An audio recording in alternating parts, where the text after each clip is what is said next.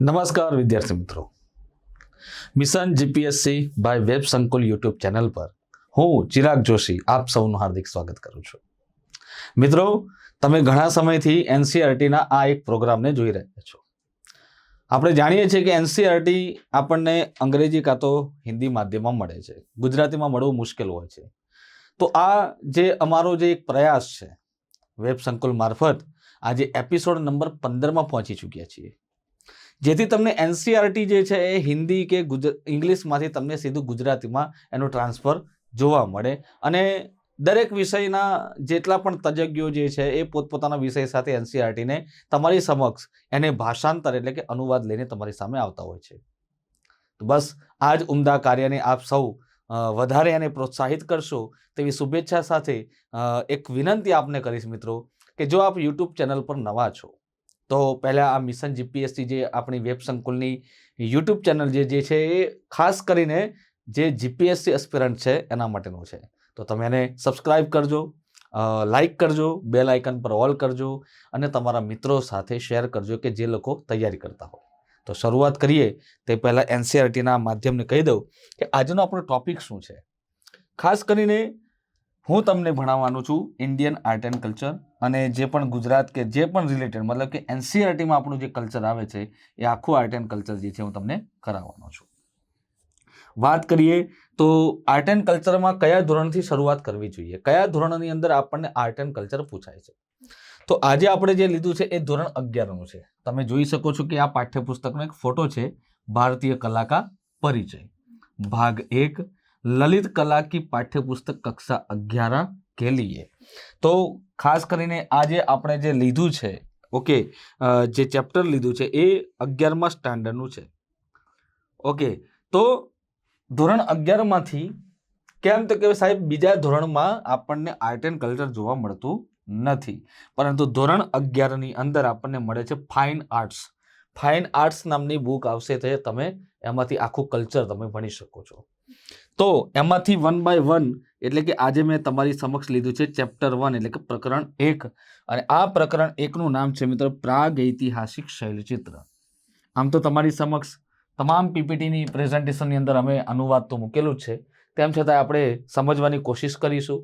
સાથે સાથે આ વિડીયો જોયા બાદ મિત્રો આજે સાંજે 9 વાગે આપણે આ જ મિશન જીપીએસસીની યુટ્યુબ ચેનલ પર આપણે રાત્રે લાઈવ જે આપણે ભણીએ છીએ એના અંતર્ગત કેટલાક આપણે પ્રશ્નોને કાઢીએ છીએ અને એ પ્રશ્નો દ્વારા આપણે આખો એનસીઈઆરટીનો આજની પ્રકરણ 1 તમે ભણ્યા, પ્રકરણ 1માં તમે બધું વાંચ્યું, સાંભળ્યું, જોયું, નિહાળ્યું, તો એમાંથી આપણું મૂલ્યાંકન કેવી રીતે થશે.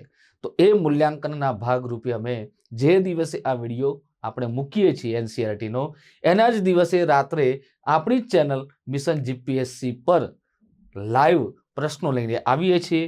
આ પ્રશ્નો કોને અનુરૂપ હોય છે? તો માનો કે હું આજે તમને પ્રાગ ઐતિહાસિક શૈલચિત્ર ભણાવી રહ્યો છું, તો પ્રાગ ઐતિહાસિક શૈલચિત્ર અંતર્ગત જ હું કેટલાક પ્રશ્નો કાઢીશ અને એ પ્રશ્નોને આપણે સોલ્યુશન કરીશું આ જ યુટ્યુબ ચેનલ પર. તો મિત્રો તૈયાર છો ને? તો હવે શરૂઆત કરીએ છીએ. શરૂઆત કરતા પહેલા તમારી સામે કંઈક નવું નજરાણું જીપીએસસી દર વખતે તમારા માટે એટલે કે વેબ સંકુલ તમારી માટે દર વખતે લઈને આવે છે અને એ છે મિત્રો પડાપડી ઓફર. સાહેબ શું છે પડાપડી ઓફર? નામ સાંભળીને જ આપણને એવું થાય છે કે ઓહો હો એટલી મોટી પડાપડી. હા, બહુ મોટી પડાપડી થઈ રહી છે. ખાસ કરીને વાત કરવી છે મારે આ પડાપડી ઓફરની. તો પડાપડી ઓફર શું છે? તો આજે તમારા માટે છેલ્લો દિવસ, આજે પડાપડી ઓફરનો છેલ્લો દિવસ છે. રાત્રિના 12 વાગ્યા સુધીમાં તમારે આ ઓફરનો લાભ લેવાનો છે. મિત્રો આ ઓફરનો લાભ લેવાનો પાછળનો હેતુ શું, પાછળનું કારણ શું, કેમ મારે આ ઓફરનો લાભ લેવો જોઈએ? તો હું એવા વિદ્યાર્થીઓ માટે કહીશ કે જેમણે હજી તૈયારીની શરૂઆત કરી છે, ક્લાસીસ શોધે છે બટ ઓફલાઈન ક્લાસીસમાં ક્યાંક એને જે ફી જે છે એ ફી એને પરવડે એમ નથી, પણ એ વિદ્યાર્થી ઘરે રહીને તૈયારી કરવા માંગે છે. કારણ કે એ વ્યક્તિ દૂરથી ગાંધીનગર સુધી આવી શકે એમ નથી, કે એની પાસે રહેવા માટે પણ આર્થિક સુવિધા બહુ ઓછી પડે છે. તો એવા વિદ્યાર્થીઓ માટે હંમેશા વેબ સંકુલ તમારા ઘરે સુધી પહોંચવા તૈયાર છે, તમારા ઘરે આવી જશે. કેવી રીતે? આ જેટલા પણ તમે બધા ફેકલ્ટી મિત્રોને તમે જોઈ રહ્યા છો એ તમામ તમારા મોબાઈલની અંદર હશે. જો કેવી રીતે તો હું તમને સમજાવું છું કે તમે બધા આટલી મોટી ધરખમ ફી તો ભરો છો, 15,000 કે 12,500, આટલી બધી ફી ભરવાની જરૂર નથી. પડાપડી ઓફરનો પાછળનો હેતુ જ એ છે કે અમારા વિદ્યાર્થી મિત્રો કે જે આર્થિક રીતે હજી પગભર થવા ઈચ્છે છે, જેમ પ્રધાનમંત્રીશ્રીએ આત્મનિર્ભર યોજના અંતર્ગત જે લોકો કહેવાય છે કે નાના ઉદ્યોગ શરૂ કરવા માંગતા હતા, તમને બધાને ખબર છે કે કોરોના પછી અને એમને 1 લાખની કે જે તેની સહાય કરી હતી, તેમ વિદ્યાર્થીને એક પ્રાથમિક એને જ્ઞાન મળી જાય, એને સારી રીતે ઘરે બેસીને શાંતિથી ભણી શકે અને એક્ઝામ આપી પાસ કરી શકે, એના માટે થઈને અમે આ જે ઓફર જે છે એ તમારી સમક્ષ લાવ્યા છીએ. હવે વિચાર કરો કે 15,000 રૂપિયાનો જે કોર્સ છે, માનો કે તમે જીપીએસસી 1-2 ની તૈયારી કરો છો, તો તમને 15,000નો કોર્સ જે છે એ ફક્ત ને ફક્ત 4,999માં, આ આપણે કોઈ ખરીદી નથી કે કોઈ વેચાણ નથી, આ એક પ્રકારનું ઇન્વેસ્ટમેન્ટ જ કહેવાય છે. આ એક પ્રકારનું ઇન્વેસ્ટમેન્ટ કહેવાય છે કે અહીંયા 6 મહિના માટે તમે ઇન્વેસ્ટ કર્યું છે. આ 6 મહિના તમે સતત વાંચશો. હું વધારે ના કહું મિત્રો, પણ આ 4,900 ને ડિવાઈડ બાય 6 મંથ અને 6 મહિનાના ડિવાઈડ કરી નાખો, ખાલી 150 દિવસ બી ડિવાઈડ કરો તો એ તમને ખબર પડી કે તમે દિવસમાં કેટલા રૂપિયા ઇન્વેસ્ટ કરી રહ્યા છો અને એની પાછળ તમને કેટલું બધું પ્રોફિટ મળી રહ્યું છે. પ્રોફિટ શું મળે છે? નોલેજ.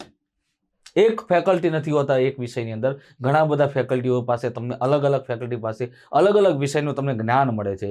આ તો વિશેષતા છે આપણી વેબ સંકુલની મિત્રો, બરાબર છે? તો આ તો થઈ વાત જીપીએસસીની. પછી તમે જનરલની વાત કરતા હો તો જનરલનો તમારે કોર્સ જોઈતો હોય તો 12,500નો કોર્સ તમને સીધો મળી જાય 3,999માં. એ જ રીતે ટેટની જો તૈયારી કરતા હોય, તમારા કોઈ આસપાસમાં તૈયારી કરતું હોય તો તમે તેને સજેસ્ટ કરી શકો છો કે 8,500નો કોર્સ સીધો 1,999માં મળે છે. આટલી નજીવી કિંમતમાં સારામાં સારું. એવું નથી, દુનિયાની અંદર ઘણા આપે છે ભાઈ ગુજરાતમાં, એવું નથી, બટ વિથ ક્વોલિટી બી જોઈએ ને. ખાલી પછી એવું નથી કે અહીંયા ઘટાડી દીધા ભાવ અને બીજા પણ તમે ઘણા કહેશે કે ભાઈ સાહેબ 500 રૂપિયામાં મળે. 500 રૂપિયામાં પછી તમારે ક્વોલિટી જોવી પડે ભાઈ. અહીંયા વિથ ક્વોલિટી છે અને અમારે કહેવાની જરૂર નથી. 8 લાખ સબસ્ક્રાઇબર્સ બોલે છે વેબ સંકુલના. યસ સર, 8 લાખ સબસ્ક્રાઇબર્સ પહોંચવાયા છે આપણા મેઇન વેબ સંકુલ ઓફિશિયલ ઉપર, અને મિશન જીપીએસસી પર 50,000 સબસ્ક્રાઇબર્સ પહોંચવાયા છે. 50K. ઓકે, અને આ 50K સુધી પહોંચાડવાનું તમારું એક મહાત્મ્ય બને છે અને તમારું પોતાનું જ એક કહેવાય છે, તમારી પોતાની એક જવાબદારી બને છે, કેમ કે આપણે સંસ્થાના સૌ એક પરિવારમાં રહેનારા મિત્રો છીએ. સાથે વાત કરીએ ફોરેસ્ટની તૈયારી કરતા હોય તો એના માટે પણ 12,500ની જગ્યાએ 1,999માં આ મળે છે ઓફર, બરાબર? એ જ રીતે કોન્સ્ટેબલમાં તો 12,500ની જગ્યાએ સીધું 1,999માં મળે છે. પીએસઆઈની તૈયારી કરનાર વિદ્યાર્થી માટે પણ 12,500ની જગ્યાએ સીધું 1,999 છે. એટલે કે આ થયા 6 મહિનાના.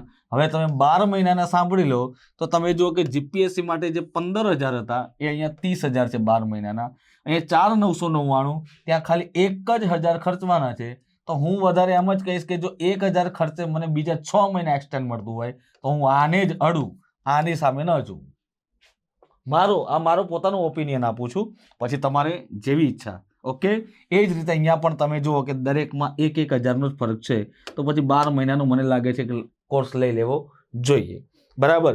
એના માટે તમારે શું કરવાનું? તો પહેલાં તો તમારે ડાઉનલોડ કરવાની વેબ સંકુલ એપ્લિકેશન પ્લે સ્ટોર પર થઈ. પછી એ એપ્લિકેશન ઓપન કરશો એટલે એમાં બાય કોર્સ ને ઘણા બધા તમને ફોલ્ડર્સ જોવા મળશે.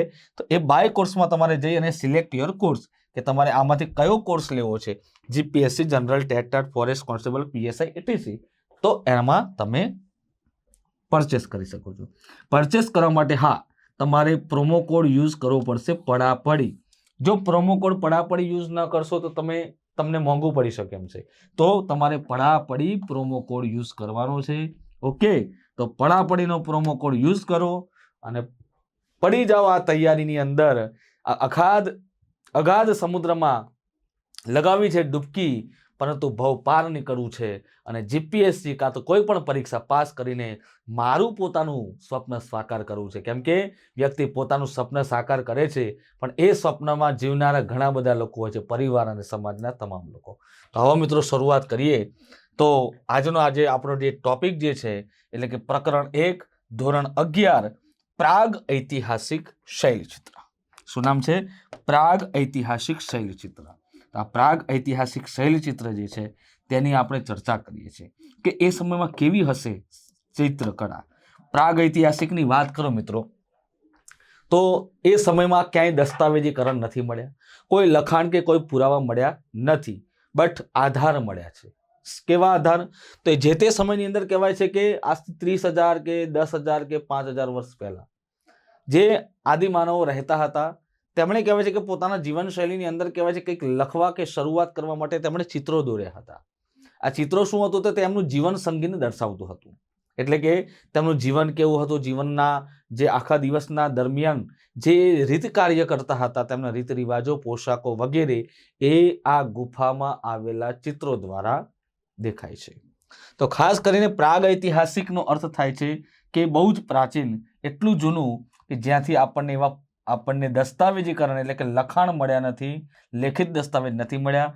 બસ એમાંથી આપણે એનાલિસિસ કરીને કંઈક તમારી સામે આપ્યું છે. એવું હું નથી કહેતો, એવું પુસ્તક કહે છે. અને વાત સાચી છે પુસ્તકની કે યસ, એ સમયમાં ક્યાંય દસ્તાવેજીકરણ નહોતા. એ સમયનું જીવન જે હતું એ બહુ મૌલિક હતું. તો આપણે જોઈએ મિત્ર, એ પ્રકારનું જે જીવન જે છે એ જીવન કેવું હતું. તો જીવનને જોતા પહેલા એટલે કે આ આખી પ્રાગ ઐતિહાસિક કળાને જોતા પહેલા આપણે પહેલા સિલેબસ જોઈ લઈએ. સિલેબસ શું છે? તો સાહેબ જીપીએસસી નો છે? ના ભાઈ, એનસીઆરટી ધોરણ 11. એનસીઆરટી ધોરણ 11. ધોરણ 11માં કયા આપણે પ્રકરણો ભણવાના છે? તો તમે જોઈ શકો છો કે અહીંયા હિન્દીમાં એનસીઆરટીના એક આખી પ્રસ્તાવના છે, બરાબર, અને એનો આખો ઇન્ડેક્સ છે. તો ઇન્ડેક્સમાં પહેલો જ આપણો ટોપિક કયો છે? પ્રાગ ઐતિહાસિક શૈલચિત્ર, જે આજે આપણે ભણવાના છીએ.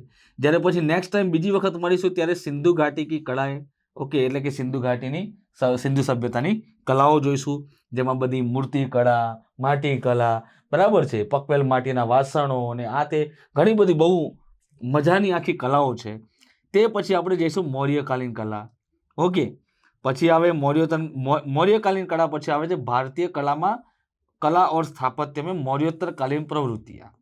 તમે જોવો છો કે મૌર્ય સામ્રાજ્યનું જ્યારે પતન થાય છે અને પછી મૌર્યોત્તરકાલીન પ્રવૃત્તિઓ ચાલુ થાય છે, બરાબર. કુષાણ વંશો અને કનિષ્ક વંશો અને બધા અલગ અલગ આવે છે સામ્રાજ્યો. પછી આવે છે પરવર્તી ભિત્તિ ચિત્રણ પરંપરા. પરવર્તીનો અર્થ થાય છે આરંભિક. એક આવે છે આરંભિક, બરાબર, એક આવે આરંભિક, અને બીજી આવે છે પરાવર્તી. અહીંયા પરવર્તી લખ્યું છે, પરાવર્તી. પરાવર્તીનો અર્થ થાય છે આરંભિક એટલે કે પ્રથમ, અને પરાવર્તી એટલે કે થાય છે પછીની, બરાબર. તો એ પછીનું થાય છે કે પરવર્તી ભિત્તિ ચિત્રણ પરંપરાએ, એટલે કે ભિત્તિ ચિત્રણ કલા તો ખરી જ, એ પછીની ચિત્રકળાઓ કેવી રીતે હતી તે પણ આવશે. 6ઠ્ઠા નંબરમાં આવે છે મંદિર સ્થાપત્ય ઓર મૂર્તિકળા. મંદિર સ્થાપત્યમાં નાગર, દ્રવિડ, પછી મૂર્તિકળા આવશે અલગ અલગ, બરાબર છે, ગાંધાર, મથુરા, અમરાવતી, ઘણી બધી આવશે. પછી આવે છે ભારતીય કાંસ્ય પ્રતિમાએ. તો ભારતની અંદર જે કાંસ્ય પ્રતિમાઓ છે, જે મોહેન્જો દડોના સમયથી નૃત્ય કરતી મહિલાઓની જે મૂર્તિ મળી ત્યારથી લઈને આજ દિન સુધીની આ જે પરંપરા છે કેવી છે, કેવી રીતે ચાલી રહી છે. કેમ કે અહીંયા તમને જે હું કન્ટેન્ટ આપું છું એ કન્ટેન્ટ જીપીએસસીમાં કે ચાહે યુપીએસસીની એક્ઝામ હોય, બરાબર છે, તમે ચાહે જીપીએસસી એક્ઝામની પ્રિપેરેશન કરતા હોય કે પછી યુપીએસસીની પ્રિપેરેશન કરતા હોય, તો તમને પ્રી પ્લસ મેઇન્સ, બરાબર છે, પ્રી પ્લસ મેઇન્સ આ બંનેમાં તમને બહુ જ મહત્વનું સાબિત થશે આ કન્ટેન્ટ, રાઈટ. તો તમારે એક એક શબ્દ ઉપર ધ્યાન આપવાનું રહેશે. એવું નથી કે આપણે ખાલી ટુ ધ પોઈન્ટ જ ભણવાનું છે. હા, નો ડાઉટ આપણે પ્રશ્નોના જવાબ આપીએ ટુ ધ પોઈન્ટ, બટ જ્યારે મેન્સ અથવા તો પ્રિલિમ્સની તૈયારી કરતા હોય તો આપણે પહેલાથી જ એક કન્ટેન્ટ કોન્સેપ્ટથી વાંચી લઈએ તો ફરીથી મહેનત કરવાની જરૂર પડે નહીં. 8મા નંબરનું આપણું પ્રકરણ આવે છે ઇન્ડો ઇસ્લામિક વાસ્તુકલા કે કુછ કલાત્મક પહેલું, બરાબર છે. કે ભારતીય અને ઇસ્લામિક પરંપરા, આપણા ભારતની અંદર જ્યારે ઇસ્લામિક સલ્તનતોનું સ્થાપના થાય છે અને અલગ અલગ સૂફીઓ, અલગ અલગ પરંપરાઓ આવે છે, જ્યાંથી ભારતની કળા અને ઇસ્લામિક કળા બંને મિશ્ર થાય છે, એટલા માટે તેને ઇન્ડો ઇસ્લામિક શૈલી પણ કહેવામાં આવે છે. તો ઇન્ડો ઇસ્લામિક શૈલીના જેટલા પણ સ્થાપત્ય કળાઓ વગેરે હશે એના આપણે પહેલું એટલે કે ઉદાહરણો જોશું. તો આ છે આપણું મિત્રો ઇન્ડેક્સ, અને આ પ્રમાણે જ આપણે નિયમગત આપણે ચાલવાનું છે. હવે આ એક આખું પ્રાગૈતિહાસિક સ્થળોનું એક માનચિત્ર છે કે કઈ કઈ જગ્યાએથી આપણને પ્રાગૈતિહાસિક સ્થળોના કેટલાક પુરાવા આપણને મળી ચૂક્યા છે, રાઈટ. તો એક આખો આ નકશો છે ભારતનો, અને આ પ્રકારના પ્રાગૈતિહાસિક આપણને મળે છે ગુફા ચિત્રો વગેરે. તો ખાસ કરીને જે માનવ સંસ્કૃતિની પહેલાનું જે જીવન હતું, જે આ રીતે દોરવામાં આવતું, એક આખું એક ચિત્ર ઊભું કર્યું છે કે આ આદિમાનવ જે હતા વસ્ત્રો કેવી રીતે પહેરતા હતા, તેમનો ખોરાક ખાવાની પદ્ધતિ કેવી રીતે હતી, કેવા સ્થળોમાં રહેતા હતા વગેરે વગેરે બધું જ આપ્યું છે. તેમનું કુટુંબ જીવન, સમાજ જીવન વગેરે તમામ બાબતોની આખી ઘટનાઓ અહીંયા પ્રતિપાદિત કરી છે. તમારી સામે પ્રકરણ 1 પ્રાગૈતિહાસિક કાલ જે છે એ આખો ગુજરાતીની અંદર અનુવાદ કરેલો છે. તો અહીંયા સમગ્ર તમારી સામે ભાષાંતર જોવા મળશે. ઓકે, આ તમે જોવો છો પ્રકરણ 1 प्रागैतिहासिक काल शैलचित्र, जिसमें लिखा गया है अत्यंत प्राचीन अतीत यानी बीते हुए काल को, जिसके लिए न तो कोई पुस्तक और नहीं कोई लिखित दस्तावेज उपलब्ध है. તમને કદાચ નહીં દેખાતું હોય પરંતુ હું બોલું છું એટલે તમને સંભળાશે. तो जहां हमें जिसके बारे में कोई ना तो पुस्तक मिली है ना कोई दस्तावेज, तो उसे क्या कहते हैं? प्राक ऐतिहासिक. क्या कहते हैं? प्राक ऐतिहासिक. ओके, प्राक ऐतिहासिक. આ પ્રાક ઐતિહાસિકમાંથી ધીરે ધીરે શબ્દ જે છે ક માંથી થઈ ગયો ગ, એટલે થઈ ગયો પછી પ્રાગ ઐતિહાસિક. તમે પ્રાક કહો કે પ્રાગ કહો, શબ્દ એક સરખા જ છે, રાઈટ. તો પહેલા પ્રાક હતું, પ્રી हिस्ट्री જેને કહેવાતું. पुस्तक या दस्तावेज उपलब्ध होते भी कैसे, क्योंकि उस समय न तो कागज था न ही कोई भाषा या लिखित शब्द था, तो फिर कैसे हमें प्राप्त हो सकता है? प्राक इतिहास को हम अक्सर प्रागैतिहासिक काल मतलब प्री हिस्टोरिक टाइम्स भी कहते हैं. ऐसी परिस्थिति में मनुष्य कैसे रहता होगा, यह विश्वास करना तब तक बहुत कठिन बना रहा जब तक कि विद्वानों ने उन स्थानों को खोजना शुरू नहीं कर दिया जहां प्रागैतिहासिक काल के मनुष्य रहा करते थे. ऐसे स्थलों की खुदाई से पुराने औजारों, मिट्टी के बर्तनों, आवास स्थलों और उस काल के मनुष्यों तथा जानवरों की हड्डियों के अवशेष भी हमें मिले रहे. અહીંથી આપણે ગુજરાતીમાં હું તમને અનુવાદ કરીશ કે જ્યાં સુધી વિદ્વાનો દ્વારા આ સ્થાનોની શોધ કરવામાં નથી આવી ત્યાં સુધી આનો વિશ્વાસ કરવો કઠિન હતો કે ખરેખર આ પ્રાગ ઐતિહાસિક સમયના માનવી આ પરિસ્થિતિમાં કઈ રીતે રહેતા હશે. મતલબ કે કોઈ પણ પરિસ્થિતિમાં કેવી રીતે રહેતા હશે, એમનું ખાણીપીણી, એમનું સમાજ જીવન, કુટુંબ જીવન, ભણતર વગેરે કેવું હશે, તો એ કહેવું મુશ્કેલ હતું. અને એ ધીરે ધીરે આપણને પુરાવા કેવી રીતે મળે છે, તો જ્યારે જ્યારે કહેવાય છે કે ખોદકામ કરવામાં આવ્યા, જૂના જૂના કહેવાય છે કે હથિયારો મળ્યા, ઓજારો મળ્યા, ક્યાંક ખેતીના ઓજારો મળ્યા ખેતી લાયક, તો ક્યાંક કહેવાય છે કે કુટુંબને અનુરૂપ કહેવાય છે કે આ ઓજારો મળે છે. તો એ અંતર્ગત આપણે ધીરે ધીરે વિદ્વાનો એટલે કે જે પુરાતાત્વિક વિદો હોય છે, વિદ્વાનો, તેમણે એની ઉપર શોધખોળ કરી અને આજ દિન સુધી આ શોધખોળ ચાલુ છે. અને દર વખતે કંઈક ને કંઈક મળે છે. થોડા સમય પહેલા મધ્યપ્રદેશમાં બાંધવગઢ નામના જંગલ વિસ્તારની અંદર બહુ જ ભારતની નહીં પરંતુ વિશ્વની વાત છે મિત્રો, વિશ્વની સૌથી મોટી વરાહ ભગવાનની એટલે કે વિષ્ણુ ભગવાનના વરાહ અવતારની સૌથી મોટી મૂર્તિ મળી. થોડા સમય પહેલા ગુજરાતની અંદર પણ ઘણી નાની ગુફાઓનું પણ શોધ થયેલી છે, બરાબર છે. આજે તમે ધોળાવીરાની વાત કરી લો તો ધોળાવીરા તમે જોવો છો તો કેટલા વર્ષો એટલે કે સિંધુ ઘાટી સભ્યતાની આખી એક પરંપરા, હડપ્પનકાલીન પરંપરા, અને આજ દિન સુધી એટલે કે 5000 વર્ષ જૂની પરંપરાના અવશેષો આપણે આજે સાચવી રાખ્યા છે, આપણને મળ્યા છે. અને એટલા માટે જ વિશ્વના તમામ લોકો ભારત દેશની અંદર એ જ સંસ્કૃતિને જોવા માટે એ જ નજરથી અહીંયા આવે છે. એ આપણા માટેનું એક સૌભાગ્ય કહી શકાય કે આપણે ખરેખર જન્મ ભારતમાં લીધેલો છે.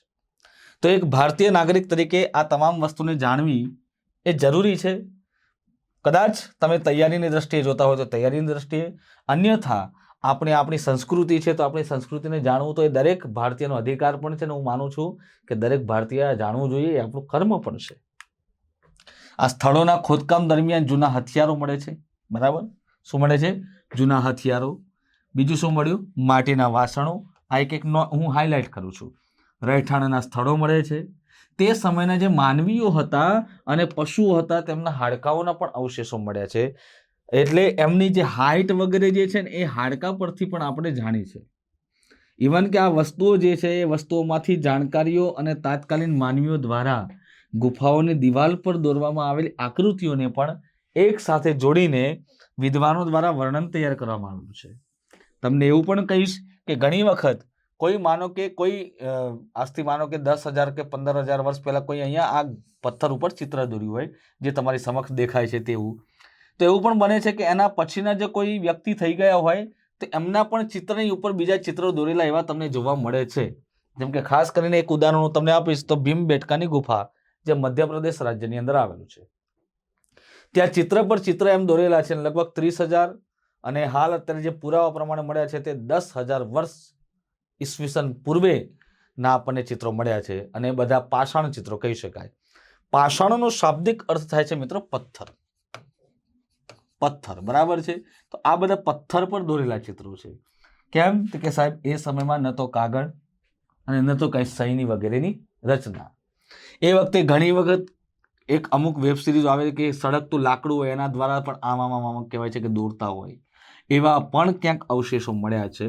આ તો એક જસ્ટ ખાલી એક ઉડતી વાત છે, કિંવદંતી, કે સળગતા લાકડા વડે કહેવાય છે કે ચિત્ર દોરવામાં આવતા હતા. તો આ બધું ક્યાંક જોઈએ તો વનસ્પતિજન્ય રંગો, કેમ કે ખાસ કરીને એમનો નિવાસ જે હતો તે સમયના માનવીઓનો એ જંગલમાં હતો. અને ગુફાઓ પણ આપણને જે મળી છે એ બધી જ જંગલમાંથી, એટલે કે હાલ અત્યારે આપણે જે જંગલ વિસ્તાર કહીએ છીએ ત્યાંથી જ આપણને પ્રાપ્ત થઈ છે. તો એ વખતેનું એમનું જે જીવન હતું, એમને જેનો ઉપયોગ કર્યા હતા, જે વનસ્પતિથી પરિચિત હતા એ વનસ્પતિનો એમણે રંગમાં ઉપયોગ કર્યો. ક્યાંક એમણે વનસ્પતિને સ્પર્શ્યા હોય અને એમના હાથમાં રંગ લાગી ગયો હોય અને જતો ના હોય જલ્દી. ઘણી વખત એવું બને છે આપણે ક્યાંક હળદરમાં હાથ નાખી દઈએ તો કેવું રંગ નથી જતો તરત જ. તો જેમ કે એક એક્ઝામ્પલ આપું, મહેંદી જે છે એનો પણ આવિષ્કાર લગભગ એ સમયમાં થયો હશે. અને આજે પણ બહેનો પોતાના હાથમાં મહેંદી લગાવે છે, તેનો રંગ કંઈ આમ જતો નથી જલ્દી, મિનિમમ એને અઠવાડિયું લાગે જતા. તો એ જ રીતે અહીંયા વનસ્પતિજન્ય રંગોનો ઉપયોગ કરી અને અલગ અલગ રંગો, એમને જે રંગ ગમતા હતા, કોઈને લાલ રંગ ગમતો હતો તો લાલનો ઉપયોગ કર્યો, કોઈને ભૂખરા રંગનો ઉપયોગ ગમ્યો હતો તો કોઈએ ભૂરા રંગનો ઉપયોગ કર્યો. એમ અલગ અલગ ધીરે ધીરે રંગમાંથી રંગ બનતા ગયા. આજે આપણે વોટર કલર કે સ્કેચ પેનનો ઉપયોગ કરીએ છીએ તો એમાં અલગ અલગ રંગોનું મિશ્રણ કરીએ છીએ. તો આ રંગો ક્યાંથી આવ્યા? તો આ રંગોનો ઉદ્ભવ જે છે એ સમયથી થઈ ગયો હતો મિત્રો. તો ફટાફટ હું તમને તમારો વધારે સમય ન લેતા હું આગળ જઈશ. આ વસ્તુમાંથી મળેલી જાણકારી જે છે એ જાણકારીઓ અને તાત્કાલિક જે માનવીઓ હતા એ માનવીઓ દ્વારા ગુફાઓની દિવાલ પર દોરવામાં આવેલી આકૃતિઓ એક સાથે જોડી અને વિદ્વાનો દ્વારા કહેવાય છે કે તેના માટે વર્ણન તૈયાર કરવામાં આવ્યું હતું. અહીંયા આખું પુસ્તકનું એટલા માટે મૂક્યું છે કે તમારી સામે એક દસ્તાવેજીકરણ રહે કે ભાઈ હા સાહેબે અમારી સામે આ ચિત્ર અને બધું મૂકેલું છે. હા, કદાચ ઝીણવટ ભર્યું છે, કદાચ દેખાતું પણ હોય મોબાઈલમાં, ન પણ દેખાતું હોય તો ચિંતા નહીં, તમે ગૂગલ ઉપર જઈને પણ એનસીઈઆરટીની કોઈ પણ બુક ડાઉનલોડ કરી શકો છો. આ વર્ણનના માધ્યમથી એ જાણી શકાય છે કે એ સમયે શું થતું હતું અને પ્રાગ ઐતિહાસિક કાળના મનુષ્યો કઈ રીતે વસવાટ કરતા હતા. જ્યારે માનવીની ભોજનની, પાણીની, કપડાની અને આવાસ સંબંધી જે મૂળભૂત જરૂરિયાતો હતી એ પૂરી થવા લાગી હતી એવું કહેવાય છે, ત્યારે તે પોતાના વિચારો અને લાગણીઓ વ્યક્ત કરવાના પ્રયત્નો કરવા લાગ્યા હતા. અને એ જ પ્રયત્નો અમને એવું લાગે છે કે આ ચિત્રોમાં જોવા મળે છે. તો જ આ ચિત્રો દોરી શકે છે. અલગ અલગ તમને સ્લાઇડમાં અલગ અલગ બધા ચિત્રો જોવા મળશે. એ એટલા માટે મૂક્યા છે, એની પાછળનું કોઈ રહસ્ય હોય કે ના હોય, પણ હું તમને એટલું કહું છું કે આ ચિત્ર એ સમયમાં આજે તમે જુઓ કે આખલા જેવું એક મતલબ કે ચિત્ર તમને જોવા મળે છે. હુબહુ આપણે જેવું દોરીએ છીએ એવું જ ચિત્ર છે. બહુ સુંદર ચિત્ર, મતલબ કે કળામાં એવું નથી કે પાછી પાની કરી હોય, સમય લઈને એમણે ચિત્રો આ દોર્યા છે. એટલા માટે આ માનવી, આજના જે આધુનિક માનવીઓ છે એમણે આ બધું ચિત્ર જોવાની જરૂર ખરી, કંઈક શીખવાની જરૂર ખરી. એ ચિત્રો દ્વારા શું કહેવા માંગતા હતા તમે જો, હાથના પંજા પણ મૂકેલા દેખાય છે. ક્યાંક ઘોડાનું ચિત્ર છે, ક્યાંક આખલાનું ચિત્ર છે, ક્યાંય બકરી કે હરણ જેવું ચિત્ર તમને જોવા મળે છે. આ માનવીય ગુફાઓની દિવાલને દિવાલનો આધાર બનાવી ચિત્ર અને આકૃતિઓ બનાવવાનું શરૂ કર્યું હતું અને આના જ માધ્યમથી તેમણે પોતાને એટલે કે પોતાના ભાવો અને વિચારોને વ્યક્ત કરવા લાગ્યા હતા. આખી રચના છે એની અંદર, બરાબર. પ્રાગ ઐતિહાસિક કાળના માનવીએ આ ચિત્રો શા માટે બનાવ્યા? કદાચ એ સમયના માનવીઓએ પોતાના ઘરોને વધારે રંગીન અને સુંદર બનાવવા માટે આ ભીંતચિત્ર બનાવ્યા હશે, કેમ કે આપણે પણ આવું કરીએ છીએ, અથવા પોતાના રોજિંદા જીવનના દ્રશ્ય રેકોર્ડ રાખવા માટે કે ભાઈ આવનાર સમયની જે પ્રજા જે છે એ અમારા ચિત્રોને જુએ અને સતત અમને યાદ કરે. ઓકે, એવું પણ હોઈ શકે. જેવી રીતે કે આજના સમયમાં આપણે પોતાની ડાયરી પણ લખીએ છીએ. કેમ? તો કે ભાઈ ડાયરી એક પ્રકારનું એવું છે કે ભાઈ કદાચ આપણી પોતાની આત્મકથા જેવું હોઈ શકે. આવનાર સમયની અંદર આપણા દીકરા કે આપણા દીકરી કે આપણા વાઈફ આપણે કદાચ નથી, બરાબર છે, કેમ કે જીવન કોઈએ જોયું નથી. કાલની ઘડી શું છે, રડિયામણી હશે કે પછી કંઈ પણ હોઈ શકે છે. આપણી ડાયરીમાં જે લખાણ કરેલું છે એ કોઈક વાંચશે કે ભાઈ આના જીવનમાં આ થયા, પૂર્વાનુભવો, અનુગ્રહો વગેરે વગેરે, તો એ એના માટે ડાયરી હોય છે. તેમ એમના માટે કદાચ આ ચિત્રકળા હશે. માનવીના શરૂઆતના વિકાસનો સમય એ પ્રાગ ઐતિહાસિક કાળ. સામાન્ય રીતે મિત્રો અંગ્રેજીમાં તેને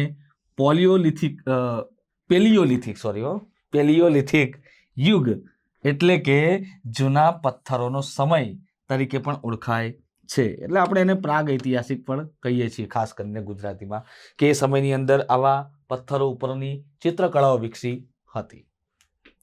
આ બધા આવા અલગ અલગ પ્રકારના શિકાર કરતા તમે જુઓ છો, ચિત્રો દોરવા તમને જોવા મળે છે. પ્રાગ ઐતિહાસિક સમયના ચિત્રો વિશ્વના અનેક ભાગોમાંથી મળી આવે છે. એવું નથી કે ખાલી ભારતમાંથી જ મળ્યા હોય.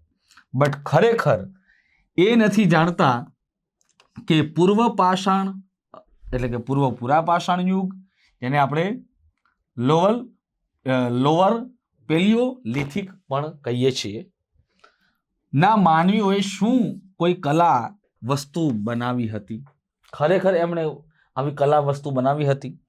આપણને એ જાણવા મળે છે કે ઉત્તર પુરા પાષાણ કાળ એટલે કે અપર પેલિયોલિથિક ટાઈમ સુધીમાં માનવીએ કલાત્મક પ્રવૃત્તિઓમાં ભારે વૃદ્ધિ કરી હતી. મતલબ કે જેમ જેમ આગળ સમય વધતો જાય છે એમ સમય પ્રમાણે વ્યક્તિ આગળ તો વધ્યો જ છે.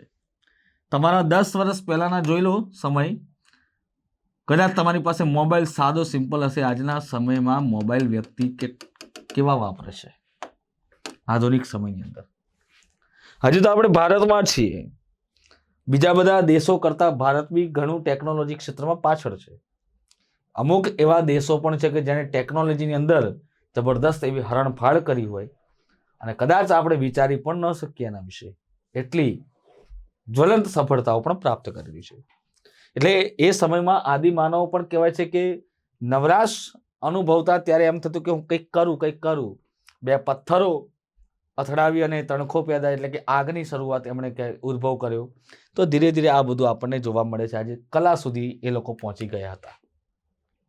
વિશ્વમાં આ કાળની અનેક ગુફાઓ મળી આવી છે, જેની દિવાલો પર એવા પ્રાણીઓના સુંદર ચિત્રો દોરવામાં આવે છે કે જેનો શિકાર આ ગુફામાં રહેતો માનવી એટલે કે રહેતા માનવીઓ દ્વારા કરવામાં આવતી હતી. અને આ લોકો, તમને ખાસ ધ્યાન રાખજો કે પ્રાગ ઐતિહાસિક કાળમાં શિકાર કરતા માનવીઓનો ચિત્ર જોવા મળે છે. અને આ લોકોએ માનવીઓને અને તેમની પ્રવૃત્તિઓને દ્રશ્યમાં, બરાબર છે, એક આખું આવી રીતે ચિત્રની અંદર દૃશ્યમાં ચિત્રિત કર્યા હતા અને ગોળાકાર, ચોરસ, લંબચોરસ જેવી અનેક ભૌમિતિક આકૃતિઓનો ઉપયોગ કર્યો અને પ્રતીકો બનાવ્યા, જેમ કે હરણનું પ્રતીક, માણસનું પ્રતીક વગેરે વગેરે. ભારતમાં અત્યાર સુધીમાં જે પ્રાચીન ચિત્રો મળ્યા છે તે આપણને ઉત્તર પુરા પાષાણ છે. ઓકે, ભારતમાં અત્યાર સુધી જે પ્રાચીન ચિત્રો મળ્યા છે એ ક્યાંના છે? તો કે ઉત્તર પુરા પાષાણ સમયના જોવા મળે છે. તો બધી અલગ અલગ પ્રકારની ચિત્રકળાઓ આપણને જોવા તો મળે જ છે. આપણે તો આનંદ પણ લેવાનો છે, કંઈક સમજવાનું પણ છે અને શીખવાનું પણ છે. ક્યારેક આપણે મેન્સ કે જેવી એક્ઝામમાં લખતા હોય તો એ સમયની ચિત્રકળા આજના યુગમાં કેવી રીતે કામ લાગી શકે, જેમ કે વારલી ચિત્રકળા, પિઠોરો ચિત્રકળા, આ બંને ચિત્રકળાઓ પણ આમાંથી જ ઉદ્ભવીને આવેલી ચિત્રકળાઓ માનવામાં આવે છે. ભારતમાં શૈલચિત્રોની સૌ પ્રથમ શોધ ક્યારે થઈ? તો વર્ષ 1867 થી 68 આ થયો આપણો પહેલો પ્રશ્ન.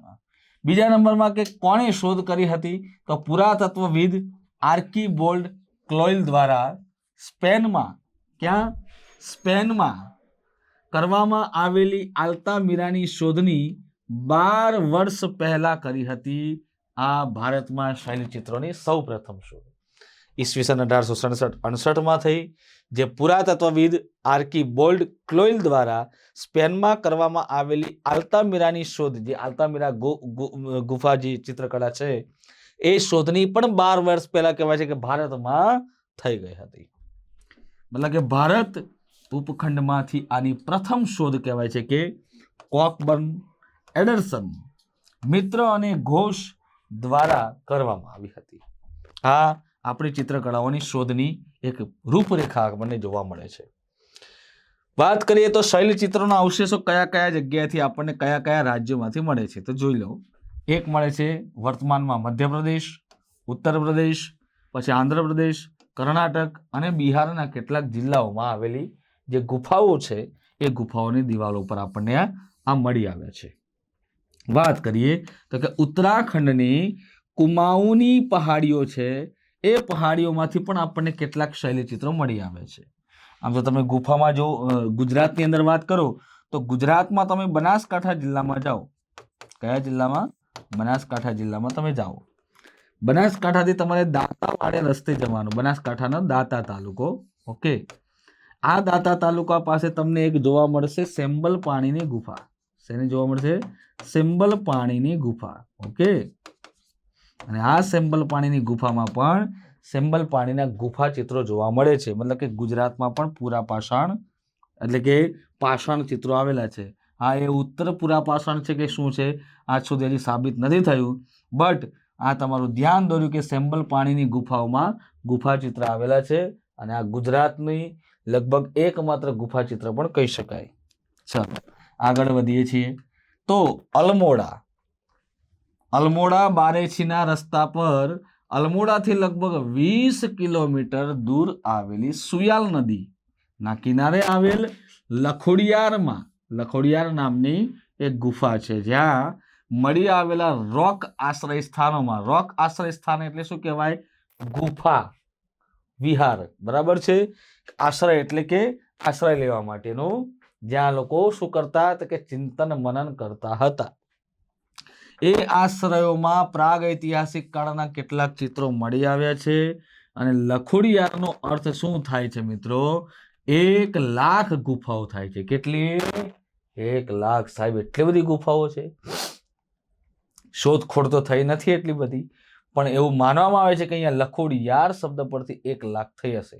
જેમ આપણા કચ્છની અંદર આવેલું છે લખપત, કે જ્યાં લાખોનો વેપાર થતો હશે એટલા માટે નામ પડ્યું છે લખપત. એવું છે ભાઈ. તો અહીંયા મળી આવતા જે ચિત્રો છે એ ચિત્રોને 3 શ્રેણીઓમાં વહેંચવામાં આવે છે. કેટલી શ્રેણી? 3.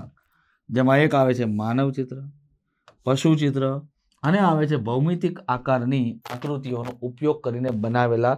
મિત્રો, ભૌમિતિક એટલે કે તમે જે આ વર્તુળ દોરો છો, ચોરસ, લંબચોરસ વગેરે બધી ભૌમિતિક આકૃતિઓનો ઉપયોગ કહેવાય છે. ગુજરાતની અંદર આવેલી વારલી જે ચિત્રકળા છે, ઓકે, વારલી ચિત્રકળા જે છે, આ વારલી ચિત્રકળામાં તમને ભૌમિતિક આકૃતિઓનો ઉપયોગ જોવા મળે છે. એક એક્ઝામ્પલ હું તમને આપીશ દોરીને, બરાબર છે. માનો કે આ મસ્તક શીર્ષ દોર્યું, પછી આવું ઊંધું ત્રિકોણ કરી નાખો, પછી એક બીજું સીધું ત્રિકોણ જે છે એનો ખૂણો અહીંયા મળાવી દો, આમ કરી દો, આ થઈ ગયું વારલી ચિત્ર. ક્યાં વાર લાગે? આ પુરુષ થયું, બરાબર છે. પછી 2 આંખો બની દો, પાછળ આ રીતે કરી દો એટલે આ સ્ત્રીનું ચિત્ર બની જાય છે. તો આ રીતે તમને ચિત્ર જે છે એ જોવા મળે વારલી ચિત્રમાં. ખાસ કરીને ગુજરાતના ડાંગ વિસ્તાર અને મહારાષ્ટ્રના વિસ્તારોમાં અને મધ્યપ્રદેશના વિસ્તારોમાં તમને આ વારલી ચિત્ર જોવા મળે છે. ઉપરાંત ગુજરાતની અંદર આવી બીજી પણ એક ભીત ચિત્રકળા છે જેનું નામ છે પિઠોરો. ખાસ કરીને ક્યાં જોવા મળે? તો છોટાઉદેપુર જિલ્લામાં જોવા મળે છે. તો આ ચિત્રો જે છે એને દોરવા માટે કયા રંગોનો ઉપયોગ થતો? એક સફેદ રંગનો ઉપયોગ થાય, કાળા રંગનો, લાલ રંગો વગેરેનો ઉપયોગ થતો. આમાં માનવી જે હોય એ માનવીને લાકડી જેવા રૂપમાં બતાવવામાં આવે છે. તમે જોઈ શકો છો કે અહીંયા બહુ પાતળા પાતળા વ્યક્તિઓને લાકડી જેવા બતાવવામાં આવે છે. એકદમ બિલકુલ તમે જુઓ, મેં તમને દોરીને બતાવ્યું એવું શીર્ષક છે, ભૌમિતિક આકૃતિઓ છે, રાઈટ. તો અહીંયા લાકડી જેવા રૂપમાં બતાવવામાં આવ્યા છે પુરુષોને. અને એવું કહી શકાય કે એ સમયમાં એમની હાઈટ પણ લાંબી હશે, કેમ કે લાંબા લાંબા એમના પગ જો તમે જોઈ શકો છો. તો એ સમયમાં એમની હાઈટ પણ લાંબી જોવા મળે છે. પ્રાણીઓના ચિત્રમાં લાંબી થૂંત એટલે કે ગરદનવાળું જાનવર તમને જોવા મળે. એક શિયાળ અને કેટલાક રંગોવાળી ખિસકોલીઓ પણ બતાવવામાં આવી છે. તો તમારે ધ્યાન રાખવાનું કે પાષાણ યુગમાં આપણને ખિસકોલીઓ અને શિયાળના ચિત્રો જોવા મળ્યા છે. કયા યુગમાં? પાષાણ યુગમાં. લહેરાતી રેખાઓ, લંબચોરસ ભૌમિતિક ડિઝાઇનો અને અનેક બિંદુઓના સમૂહ આ ચિત્રોમાં તમને જોવા મળે છે. આ ચિત્રોમાં દર્શાવવામાં આવેલા જે દૃશ્યો હોય છે, આ બધા જે દર્શાવવામાં આવેલા જે દૃશ્ય તમને જોવા મળે છે અલગ અલગ, એ દૃશ્ય અત્યંત તમને આકર્ષિત લાગશે. જેમાં માનવ આકૃતિઓ હોય છે, એ માનવ આકૃતિઓને હાથ પકડીને નાચતી બતાવવામાં પણ આવી છે. એકબીજાને આમ હાથ પકડી રાખ્યું હોય ને એકબીજાની કેડે. અને આપણા ગુજરાતની અંદર એક આવું નૃત્ય પણ થાય છે મિત્રો, તુર નૃત્ય છે. અને બીજું એક છે હાલી નૃત્ય, જેમાં કહેવાય છે કે એકબીજાની કમરે હાથ રાખી અને નૃત્ય કરવામાં આવતા હોય છે. એક પુરુષ એક સ્ત્રી, એક પુરુષ એક સ્ત્રી, એ રીતે એકબીજાની હાથ પકડીને રાખે છે. તો આ નૃત્યનું નામ યાદ રાખજો. અમુક ચિત્રો તો પહેલાથી દોરેલા ચિત્રો ઉપર પણ દોરવામાં આવેલા છે, જે મેં તમને શરૂઆતમાં જ વાત કરી હતી મિત્રો, કે ચિત્રો ઉપર ચિત્રો દોરવામાં આવે, પણ એમાં લાલ રંગના ચિત્રો અને છેલ્લે તેના પર સફેદ રંગના ચિત્રો મળી આવે છે. ખાસ કરીને કાશ્મીરમાંથી આવી 2 તકતીઓ આપણને મળી છે, જેના ઉપર ચિત્રો કંડારેલા જોવા મળે છે.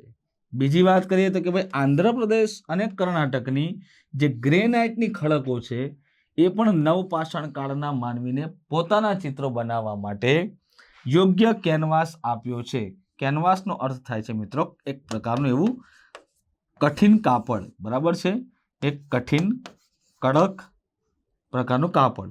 ખાસ કરીને કેનવાસ આપણા શર્ટના કોલરમાં તમને જોવા મળે છે, બરાબર, એને કેનવાસ કહેવાય છે મિત્રો. જેનાથી શું છે કે ચિત્ર દોરનારને વારે ઘડે ખસી ન જાય એવું, કેમ કે હજી આ બધી શરૂઆતો થાય છે. પછી તમને જોવા મળે છે કે અહીંયા અનેક બીજા પણ ચિત્રો જોવા મળશે એવા, કે અહીંયા અનેક સ્થળો પર આવા ચિત્રો મળી આવે છે, જેમાંથી કુપગલ્લુ, પિકલિહાલ અને ટેક્કલકોટા વગેરે તમને પ્રસિદ્ધ જોવા મળે છે. સાહેબ એવું તો શું છે આ બધા નામની અંદર? તો કે અહીંયા 3 પ્રકારના જે ચિત્રો જોવા મળે છે, કુપગલ્લુ, પિકલિહાલ અને ટેક્કલકોટા. તો એમાં અમુક તમને લાલ રંગના જોવા મળે, અમુક સફેદ રંગના જોવા મળે, અમુક સફેદ પૃષ્ઠભૂમિ ઉપર તમને જોવા મળે. તો એવા પણ તમને જોવા મળે. સફેદ પૃષ્ઠભૂમિ હોય તો એની ઉપર તમને આ રીતે લાલ રંગનું જે હું ડિઝાઇન કરું છું કે હાઇલાઇટ કરું છું, એવા તમને ચિત્ર જોવા મળે. તમે જોયા હશે ખાસ કરીને કે વારલી ચિત્રકળામાં કેવું કે લાલ પૃષ્ઠ હોય, સફેદ રંગ હોય, રંગીન હોય, એટલે કે રંગોળી હોય એ રીતે. અને પૃષ્ઠ શબ્દનો અર્થ થાય છે બેકગ્રાઉન્ડ. ઓકે, વાત કરીએ તો કે આ ચિત્રો જે છે એ અનુગામી ઐતિહાસિક સમય, શરૂઆતનો જે ઐતિહાસિક સમય અને નવપાષાણ સમયના છે. આ જે ચિત્રો છે એ ક્યાંના છે? અનુગામી ઐતિહાસિક સમય. અનુગામી ઐતિહાસિક સમય કયો? તો કે શરૂઆતનો ઐતિહાસિક સમય અને નવપાષાણ સમયના છે. કયા સમયના? નવપાષાણ. જ્યારે આની શોધખોળ જે થઈ છે લાસ્ટ સમયની, એ નવપાષાણની છે. અને આ નવપાષાણ સમયમાં તમને ચિત્રોના વિષય તરીકે જો બળદ જોવા મળશે, હાથી જોવા મળે, સાંબર, અહીં સાંબર થઈ ગયું છે, સાબર એટલે કે શિંગડાવાળા હરણ, બરાબર છે. ન યાદ રહે તો યાદ રાખવાનું કે શિંગડાવાળા હરણ, શિંગડાવાળા હરણ એટલે કે સાબર. પછી ચિકારા મળે, ચિકારા નામના તમને જોવા મળે છે બધા શિકારી પ્રાણીઓ. ઘેટા જોવા મળે, બકરા, ઘોડા, માનવ, ત્રિશુલ વગેરે તમને આ બધા ચિત્રોમાં એટલે કે નવપાષાણ સમયમાં જોવા મળે. વનસ્પતિઓના પણ ચિત્રો ઘણા ઓછા જોવા મળ્યા છે, પણ ઓછા. કુપગલ્લુની વાત કરીએ તો કે કુપગલ્લુના એક ચિત્રમાં તમને એક અત્યંત વિચિત્ર દ્રશ્ય રજૂ કરવામાં આવ્યું છે, જેમાં મોટા મોટા અંગોવાળા કામોદ્વીપ્ત, શું છે? મોટા મોટા અંગોવાળા કામોદ્વીપ્ત એ પુરુષો અને સ્ત્રીઓને ભગાડીને એ પુરુષો પોતાની સ્ત્રીઓને ભગાડીને લઈ જતા હોય તેમ બતાવવામાં આવે છે.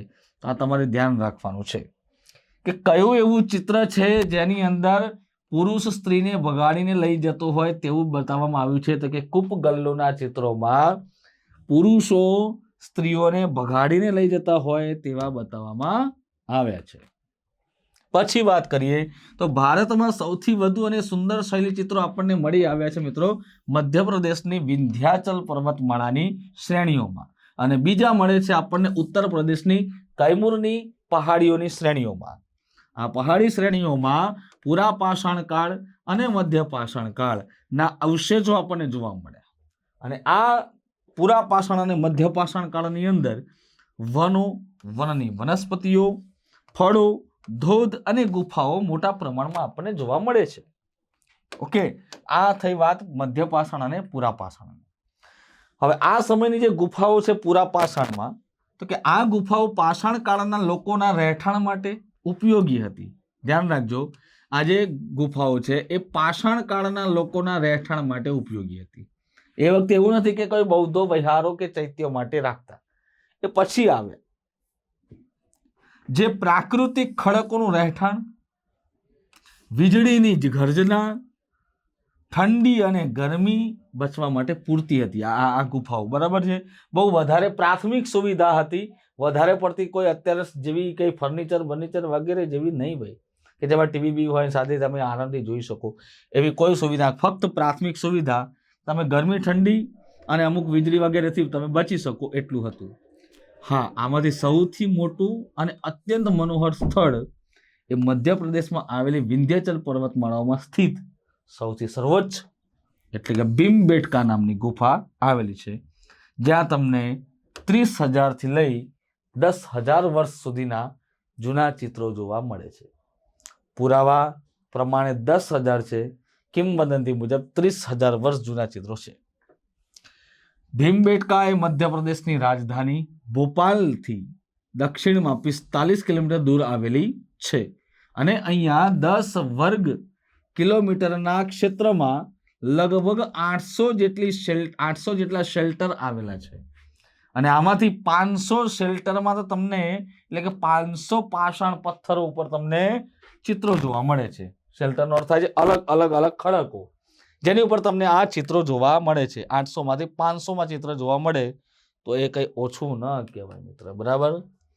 ભીમબેટકાઓની ગુફાઓની જે શોધ છે, ભીમબેટકાની ગુફાઓની શોધ ક્યારે થઈ? 1957 થી 58માં. કોણે કરી? Doctor V.A. વાકણકર દ્વારા થઈ હતી. કોના દ્વારા થઈ? આ નામ યાદ રાખવાનું છે. વાકણકરે આ ચિત્રોના અભ્યાસ માટે વર્ષો સુધી દુર્ગમ પહાડીઓ અને વનોનું સર્વેક્ષણ કર્યું હતું.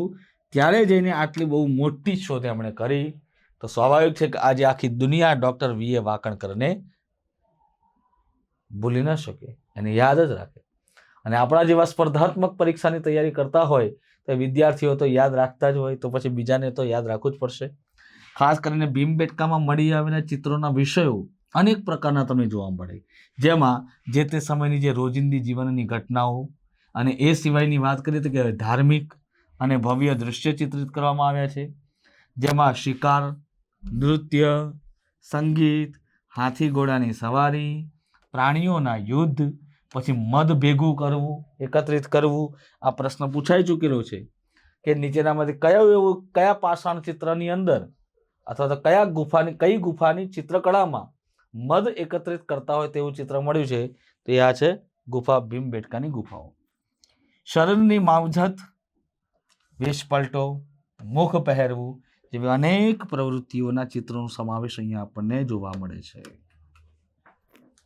આ ભીમબેટકાની જે રોક કલાની જે શૈલી છે, રોક કલાની શૈલી, તકનીક અને આધારના અનુસાર કેટલીક શ્રેણીઓમાં વહેંચવામાં આવે છે, જેમ કે સ્કેચ અને ચિત્રોને, જે કે ઘણા સ્કેચ પણ તમને જોવા મળશે. સ્કેચ કોને કહેવાય સાહેબ? આને ચિત્ર કહેવાય. સ્કેચ કોને કહેવાય? સ્કેચ અમને બતાવું છું તમને, ચિંતા ના કરો. હા, ઓકે, આ પણ ચિત્ર છે, આને સ્કેચ કહેવાય. બરાબર, આને સ્કેચ કહેવાય. જો આ બધા છે ને દોરેલા, જે એ વખતે અગિયારી વાળા એટલે કે પેલા એના જે આગ વાળું જે લાકડું હોય એનાથી દોરતા એ સમયમાં, કેમ કે એમની પાસે લાઇટની સુવિધા નથી એટલે અંધારામાં દોરવું હોય તો એ રીતે દોરી શકતા હતા. ઓકે, તો ખાસ કરીને વાત કરીએ તો કે ભાઈ ભીમબેટકાની જે રોક કલાની શૈલીની જે છે એ તકનીક અને આધારના અનુસાર કેટલીક શ્રેણીઓમાં વહેંચવામાં આવે છે. સ્કેચ અને ચિત્રોને 7 સમયગાળાના ભાગમાં વહેંચવામાં આવે છે. 7 સમયગાળાના ભાગમાં વહેંચવામાં આવે છે અને એક છે પ્રથમ ઉત્તર પૂરા પાષાણ યુગ, પ્રથમ ઉત્તર પૂરા પાષાણ યુગ, બીજો મધ્ય પાષાણ યુગ અને ત્રીજો છે તામ્ર પાષાણ યુગ. તો ધ્યાન રાખજો કે આ ચિત્રોની કળાને આપણે કેટલા ભાગમાં વહેંચ્યું છે? 3 ભાગમાં વહેંચ્યું છે. એક પ્રથમ ઉત્તર પૂરા પાષાણ, બીજો મધ્ય પાષાણ અને ત્રીજો તામ્ર પાષાણ. આ 3 યાદ રાખવાના છે. ઉત્તર પૂરા પાષાણ, મધ્ય અને તામ્ર પાષાણ. આ 3 સમયગાળા પછી 4 ઐતિહાસિક સમયગાળાના ભાગો આવે છે. અહીંયા આપણે જોઈએ તો પ્રથમ જે 3 જે છે એ કાળની ચર્ચા કરવાના છીએ આપણે, બરાબર છે? ઉત્તર પૂરા પાષાણ, મધ્ય પાષાણ અને તામ્ર પાષાણ. તો અહીંયા તમે જોઈ શકો છો હિન્દીમાં તમને આખી આપી જ દીધેલી છે. ઉત્તર પૂરા પાષાણ યુગ, અપર પાલિયોલિથિક પીરિયડ, જેમાં કહેલું છે હિન્દીની અંદર લખેલું છે. 2 લાઈન વાંચું છું, બાકી આખું તમને ગુજરાતી બતાવું છું. અહીંયા આજે ભીમબેટકાની કેવલ એક જાનવર કા ચિત્રાંકન, ભીમબેટકા ગુફા, બરાબર છે? આ જો એક જ જાનવરનું ચિત્ર છે. અહીંયા ક્યાંક મેં તમને સ્લાઇડમાં મૂકેલું જ હશે, હું તમને બતાવી પણ દઈશ એવું હશે તો. લखेલું છે कि उत्तर पूरा पाषाण युग के चित्र हरी और गहरी लाल रेखाओं से बनाए गए हैं. इनमें से कुछ छड़ी जैसी पतली मानव आकृतियां है, छड़ी जैसी એટલે કે લાકડી जैसी, बराबर? આગળ આપણે વાત કર્યું તે રીતે. लेकिन अधिकांश चित्र बड़े बड़े जानवरों जैसे भैंसों, हाथियों, बाघों, गैंडों और सुअरों के है. कुछ चित्र धवन चित्र मतलब કે वॉश पेंटिंग भी है, मतलब કે બનાયેલા પેલા દોરેલા ચિત્રો શેનાથી? તો ભાઈ વોટર કલર वॉश थी. ओके, लेकिन अधिकांश चित्र ज्यामितीय आकृतियों से भरे हुए हैं. ऐसे चित्रों का शिकारियों से कोई संबंध नहीं दिखाया गया है. हरे चित्र नर्तकों के और लाल चित्र शिकारियों के है. तो इस तरह हमें दिखाया गया है. तो चलो हम बात करते हैं पूरे मतलब तीनों अलग अलग काल के, जिसमें पहला है उत्तर पूरा पाषाण युग, अपर पैलियोलिथिक पीरियड, मतलब समय. તો આ એ સમયના તમને બધા ચિત્રો જોવા મળે છે. લગભગ આ સમયની અંદર ક્યાંય શિકાર થયો હોય એવા ચિત્રો જોવા મળતા નથી. તમે અહીંયા જોવો છો ચોકડી વગેરે જે છે, ક્યાંક મનુષ્યનું ચિત્ર પણ છે, પરંતુ એટલું બધું વારલી જેટલું શુદ્ધ અને સરસ નથી, બરાબર છે? પણ ક્યાંક ઘરેણા દોર્યા હોય ને વગેરે એટલું બધું અલગ અલગ અહીંયા દોરેલું છે. નાની ઘરવડીનું ચિત્ર તમને જો અહીંયા જોવા મળે છે. તો આવા ચિત્રો તમને અહીંયા જોવા મળશે ઉત્તર પૂરા પાષાણ યુગ. ચાલો, તો ઉત્તર પૂરા પાષાણ યુગના ચિત્રો એ કેવા હતા? તો કે ગુજરાતીમાં કહું છું તો લીલા અને ઘેરા લાલ રેખાઓથી બનાવવામાં આવતા હતા, જેમાંથી કેટલીક લાકડી જેવી પાતળી માનવ આકૃતિઓ, પરંતુ ઘણા ખરા ચિત્રોમાં મોટા મોટા પ્રાણીઓ જેમ કે ભેંસ, હાથીઓ, વાઘ, ગેંડાઓ અને ડુક્કરના તમને એ પ્રાણીઓ જે છે એ મોટા મોટા જોવા મળે. કે એ સમયમાં આ બધા જાનવરો જે છે એ જંગલી અને બહુ ખૂંખાર હશે એવું બતાવવામાં આવે છે. અને આ ચિત્રો કેવા છે? વોશ પેઇન્ટિંગના, એટલે કે ધોળીને બનાવવામાં આવતા હતા. આપણે ઘર ખબર છે ધોળીએ છીએ, દિવાળી વગેરે આવે ત્યારે નવો કલર કરીએ ને, મોટું પેલું ઝાડુ લઈને પછી ચૂના વડે આમ કરતા, તો એવા મોટા ઝાડુ વડે એને કહેવાય છે કે ધોળવામાં આવેલું હોવાથી અને વોશ પેઇન્ટિંગ પણ કહેવાય છે. પરંતુ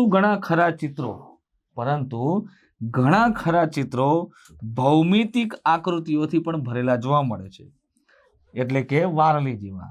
આ ચિત્રોમાં શિકારીઓ સાથેનો કોઈ સંબંધ તમને બતાવવામાં આવ્યો નથી.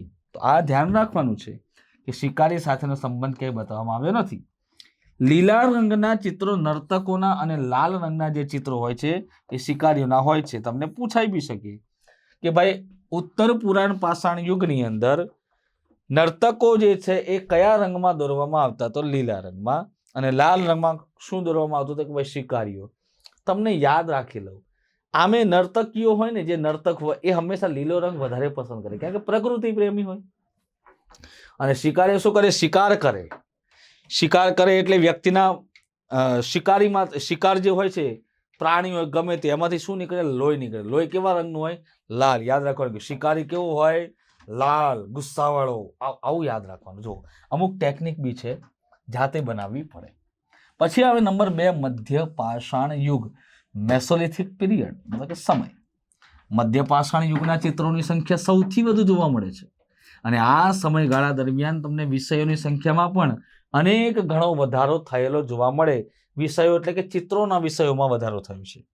પણ ચિત્રોના જે આકાર હતા એ પૂર્વ ઉત્તર પાષાણકાળ કરતા આમાં મધ્ય પાષાણમાં થોડા નાના થવા લાગ્યા હતા અને આ યુગમાં શિકારના ચિત્રોને પ્રમુખતા પણ મળી હતી. શિકારના ચિત્રો ઉત્તર પૂર્વ પાષાણ જગ્યાએ મધ્ય પાષાણમાં તમને જોવા મળી છે. મતલબ કે એ સમયમાં કદાચ ડરતા પણ હશે, તો આ સમયમાં કદાચ ડરની જગ્યાએ હવે કહેશે કે ભાઈ મારે ખોરાક યોગ્ય રાખવું પડશે. કદાચ ખેતીની અછત હોઈ શકે અથવા તો એની સાથે બીજો કોઈ ઓપ્શન ન હોય તો કદાચ શિકારની શરૂઆત થઈ હશે, એવું એક માની શકાય. એને ચાલવાનું નથી, એને લઈને ચાલવાનું નથી આપણે, એને ખાલી એક કિંવદંતી કહી શકાય. હાલ અત્યારે શિકારીના ચિત્રોમાં લોકોને સમૂહમાં બતાવીને કાંટાળા ભાલા હોય, જો તમે અહીંયા જુઓ છો ને કાંટાળા ભાલા આવા એરો આકારના, એ શિકાર કરે છે. જુઓ હરણ સાબરનો શિકાર કરે. અણીવાળી લાકડીઓ હોય કાં તો તીરકામઠા લઈને પ્રાણીઓનો શિકાર કરતા તમને દર્શાવવામાં આવે છે. અમુક ચિત્રોમાં આદિ માનવ ઝાડ પાથરી અથવા તો ખાડો ખોદીને પણ પ્રાણીઓને પકડવાની કોશિશ કરતા દર્શાવવામાં આવે છે.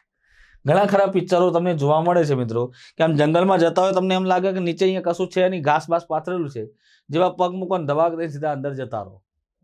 કેમ?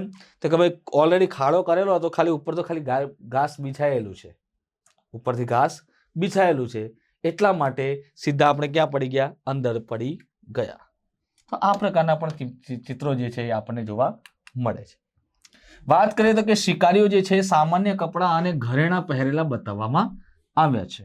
અમુક ચિત્રોમાં તમને માનવી જે છે એ માનવીને સુંદર કપડાઓમાં પણ તમને સજાવેલા જોવા મળે છે અને અમુકમાં મુગટ પહેરેલા પણ જોવા મળે છે. આ બધી હિન્દીની અંદર આખી આપણી આ વાત કરેલી છે કે ભાઈ ભીમબેટકામાં જંગલી જાનવરોનો શિકાર કરતી એક આખી આ તમને પલટન જોવા મળે છે.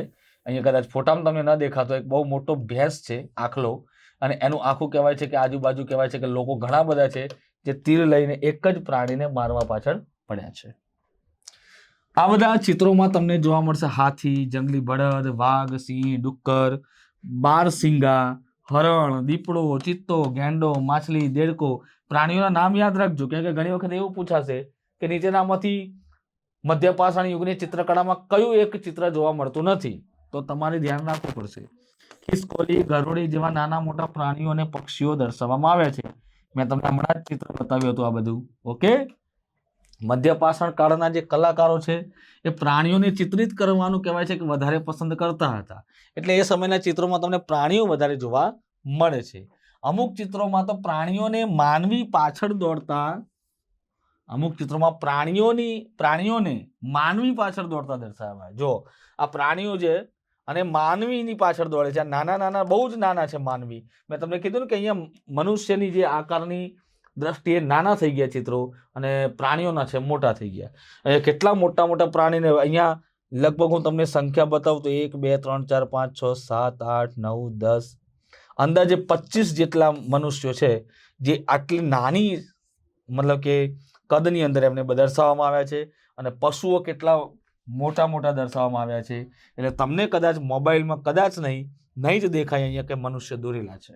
ઓકે, હું અહીંયા જોઈ શકું છું, મારી પાસે મોટું બોર્ડ છે, તમને મોબાઈલમાં ન દેખાય તેમ છતાં તમે ગૂગલ પર સર્ચ કરીને જોઈ શકો એમ છો. તો અહીંયા અમુક ચિત્રોમાં તમને માનવી એ પ્રાણીઓનો પીછો કરી પણ શિકાર કરતા દર્શાવવામાં આવે છે. એટલે અહીંયા બંને એકબીજાની પાછળ તમને દોડતા બતાવવામાં આવે છે. હવે એ શું કહેવા માંગતા છે ખબર નહીં, પણ હું તમને સમજાવી દઉં કે એ સમયમાં કેવું હશે કે પ્રાણીઓ પહેલા તો કે જંગલમાં આ એકદમ જોઈ જાય ઘણા બધા આવતા હોય. ઘણી બધી ભેંસો, તમે પેલું એશિયાટિક ને આફ્રિકન લાયન અને બફેલો વચ્ચેના તમે યુદ્ધ જોયા હોય તો લગભગ તમને અંદાજો આવી જાય કે ભેંસોનું આખું ટોળું હોય, અને જ્યારે આખું ટોળું ધબાધબ જતું હોય ને જો સિંહ એકલો હોય તો સિંહ ભાગવા માંડે. અહીંયા એવું થતું હતું કે મનુષ્ય ભાગવા માંડે. પછી મનુષ્ય છે ને એક તાકમાં હોય કે આ બધામાં ઊભા રહો, પાછળ છેલ્લે જે હોય ને એની ઉપર પછી બાણ મારો કરો, એટલે પછી એક ઉપર બાણ મારો કરે એટલે બીજા બધા આગળ વાળા તો આગળ નીકળી જાય, આને બાણ વાગે એટલે શું થઈ જાય, ધીમે પડી જાય. જેમ જેમ પશુ ધીમે પડે છે કે પ્રાણી ધીમે પડે છે તેમ તેમ બીજા બધા જે છુપાયેલા લોકો છે બહાર આવી જશે, એને તીર કામઠા કરશે, પછી એને પશુની પાછળ મનુષ્યને દોડતા બતાવવામાં આવતા હોય છે. તો આ રીતે જો તમે જોઈ શકો છો કે ભાઈ શિકાર કા નૃત્ય કા દૃશ્ય વગેરે વગેરે દૃશ્ય તમને આ સમયની અંદર જોવા મળે. અમુક શિકારીના દૃશ્યોમાં માનવીય પ્રાણીઓથી ડરે છે એવું પણ બતાવ્યું, તેમ પણ દર્શાવવામાં આવેલા છે. જેમ કે અહીંયા પહેલું ચિત્ર છે એવું, ઓકે, કે ભાઈ મધ્ય પાષાણ युग के चित्रों में शिकार के दृश्य बहुलता में पाए हैं, ओके. પરંતુ ઘણા ખરા ચિત્રોમાં માનવીને પ્રાણીઓ પ્રતિ પ્રેમ અને દોસ્તીનો પણ ભાવ પ્રદર્શિત કરતા દર્શાવવામાં આવેલા છે. તો અમુક ચિત્રોમાં માત્ર પ્રાણીઓ જ દોરવામાં આવ્યા છે. એટલે હજી સુધી આની પર શોધખોળ ચાલુ છે કે ખરેખર શું છે, ભાવ હતો કે શિકાર હતો કે શું હતું, બધું જ દર્શાવવામાં આવે છે, રાઈટ. જોકે પ્રાણીઓને પ્રાકૃતિક અવસ્થામાં, પ્રાકૃતિક એટલે કે કુદરતી અવસ્થામાં ચિત્રિત કરવામાં આવ્યા છે, કે જે રીતે પોતાનું જેનું જીવન હોય છે એ જ રીતે એને દર્શાવવામાં આવ્યું. માનો કે હરણ ઘાસ ચરતું હોય તો એને ઘાસ ચરતું પણ દોરવામાં આવેલું છે, પરંતુ માનવીને સજાવીને ભવ્યતાની સાથે રજૂ કરવામાં આવેલા છે. સાહેબ શું થયું, પશુ સાથે અન્યાય કર્યો? ભાઈ હવે એ તો જે તે વ્યક્તિની ઈચ્છા છે, બરાબર. અમે માનવી છે હંમેશા શેનું ભૂખ્યો હોય, ભાવ, અલંકાર વગેરે, એને બધું ગમે, સજાવટ વગેરે. અત્યારના લોકોને આમ જોઈ લો, પણ તેમ છતાંય સ્ત્રીઓ જે છે એમાં સ્ત્રીઓને નિર્વસ્ત્ર થઈ ગયું, નિર્વસ્ત્ર એટલે કે નગ્ન અને સવસ્ત્ર બંને રૂપમાં તમને ચિત્રિત જોવા મળે. તો આ ચિત્રોમાં તમને યુવાન અને વૃદ્ધને પણ સમાન રીતે સ્થાન આપવામાં આવેલું છે. બાળક હોય તો બાળકને દોડતા, ઉછળતા, કૂદતા અને રમતા તમને જોવામાં આવશે. આ ચિત્રની અંદર તમને જો કે ચિત્ર ઓલરેડી બ્લર થયેલું છે, કેમ કે એક આખી ગુફા છે, એની અંદર થોડુંક આ રોક જે છે અંદરની ભાગનો છે એની પર દોરેલું આ ચિત્ર છે. તો જ્યારે મેં આ ચિત્રને વ્યવસ્થિત રીતે એમાં જોયું હતું, પણ મારી પાસે એમાં લેવા માટેની મારી પાસે કોઈ બીજી ટેકનિક હતી નહીં, કેમ કે હાર્ડ કોપીની અંદર હતું અને આ એક આપણે સોફ્ટ કોપી છે.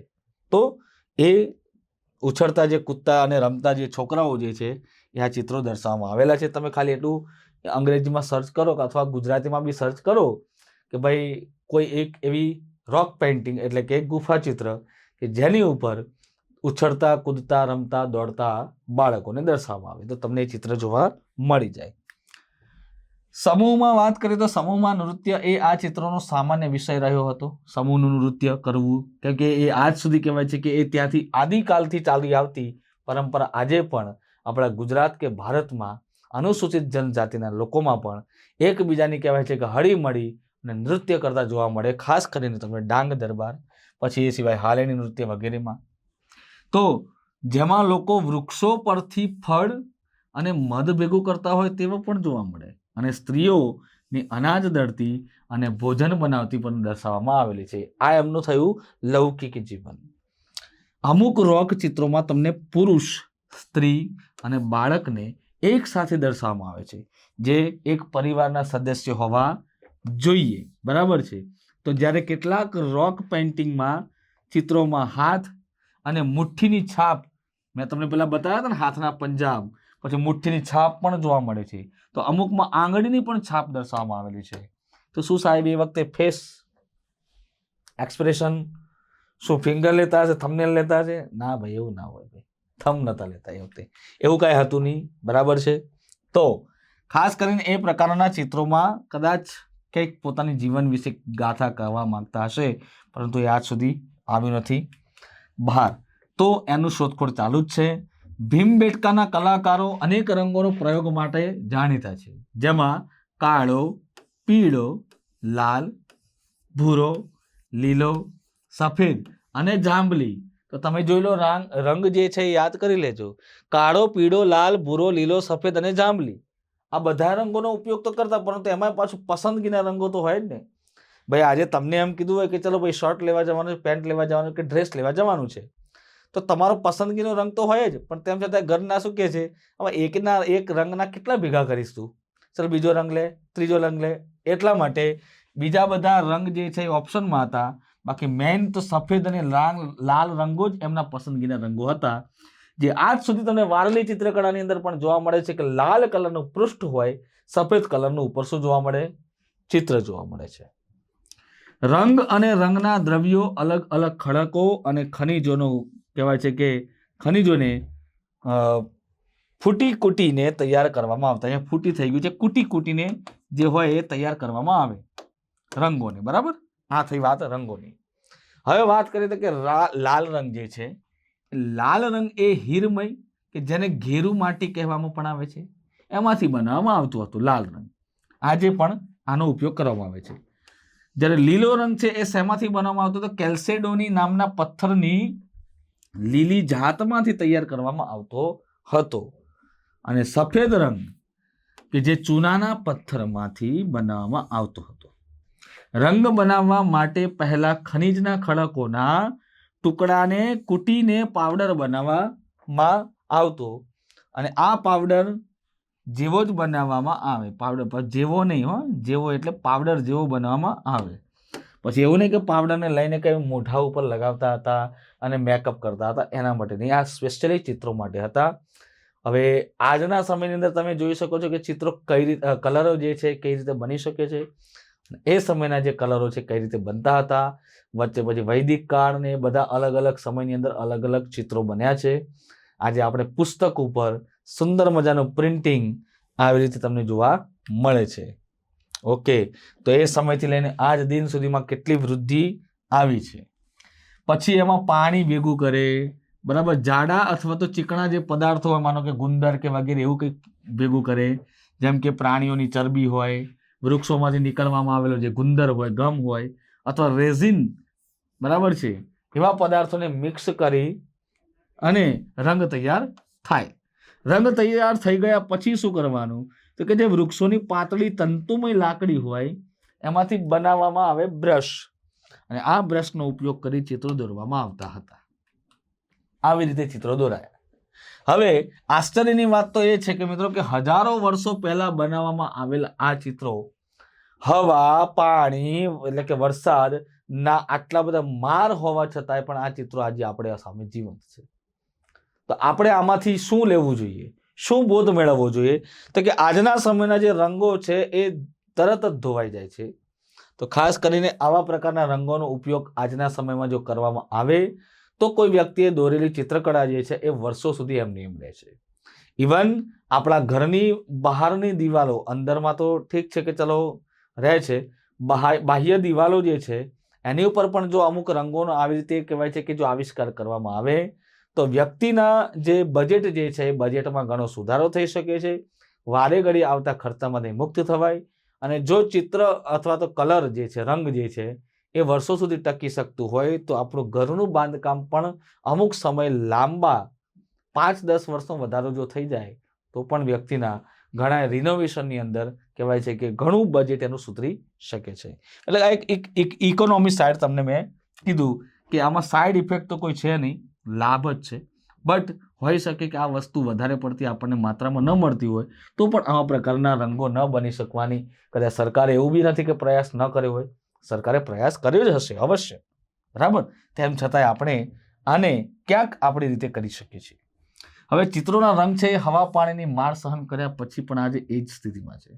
એટલે કે એવું સમજવામાં આવે છે કે આ રંગ જે છે વર્તમાન સુધીમાં અકબંધ રહ્યા, કારણ કે ખડકોની સપાટી પર જે ઓક્સાઇડ જોવા મળે છે, શું જોવા મળે? ઓક્સાઇડ જોવા મળે છે.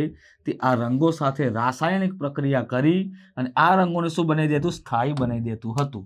એટલે અમુક એવી આ પથ્થર બી એવા હોઈ શકે કે પથ્થરના કારણે એને લઈ લેતું હતું, રાસાયણિક બનાવી દેતું હતું ને પથ્થરોમાં એ છપાઈ જતું અને વર્ષો સુધી નીકળી શકે નહીં. આ એક આખો નકશો છે કે જે સમયમાં તમને બધા અલગ અલગ જગ્યાએ ચિત્રો જોવા મળે છે. કલાકારોએ ચિત્રોને ખડકોની સપાટી, દિવાલો અને આંતરિક છતો પણ દોર્યા છે.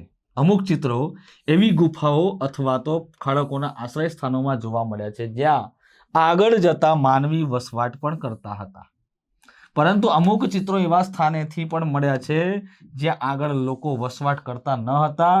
કદાચ એ સ્થાનોનું ધાર્મિક મહત્વ રહ્યું હશે, જેમ બૌદ્ધો બૌદ્ધ અને જૈન વિહારો અને ચૈત્યની જે મુલાકાત લેતા, કે એમાં રહેતા, ચિંતન મનન સાધના વગેરે કરતા, વિહાર કરતા, અધ્યયન કરતા, તેમ અહીંયા પણ ધાર્મિક મહત્વ રહ્યું હશે. ખડકોના આશ્રય સ્થાનોમાંથી મળેલા અત્યંત સુંદર ચિત્રો ઘણા ઊંચા સ્થાનેથી અથવા તો ખડક આશ્રય સ્થાનની, એટલે કે કાં તો આ ચિત્રો બહુ ઊંચા સ્થાન ઉપર હતા, કાં તો ગુફાના અંદરની ભાગમાં હતા, એટલા માટે આજ દિન સુધી એ શું કહેવાય છે કે સચવાયેલા છે, બરાબર, અને છત પાસેથી મળી આવે છે. હવે પ્રશ્ન એમ થાય છે કે આદિમાનવે ખડકોમાં આવા અસુવિધાજનક સ્થાનો પર આ ચિત્રો કેમ બનાવ્યા હશે? કદાચ આ ચિત્રો ઘણી દૂરથી લોકોના ધ્યાનને આકર્ષિત કરવા માટે ઊંચાઈ ઉપર બનાવવામાં આવ્યા હશે. શું છે આ પાછળનો જવાબ? આ ચિત્રો જૂના જમાનાના છે, પરંતુ આમાં ચિત્રાત્મક જો ગુણો તમે જોવા જઈએ અને વિશેષતાઓની જોવા જઈએ તો દ્રષ્ટિએ કોઈ કમી રહી નથી. કામ કરવાની જે પ્રતિકૂળ એમની જે પરિસ્થિતિઓ, એમની પાસે જે સાધનો હતા અને સામગ્રીઓ હતી, બરાબર છે, તેની કમી હતી, તેમ છતાં પણ તેમ લોકોએ એમની કહેવાય છે કે આ જે અંદરની એમનો ભાવ જે છે એ ભાવ એમણે આપ્યો છે. આ ચિત્રોમાં તેમણે તાત્કાલિક પર્યાવરણના સામાન્ય દૃશ્યોને પણ આકર્ષિત રીતે પ્રસ્તુત કરવા કાંઈ જ કમી રાખી નથી.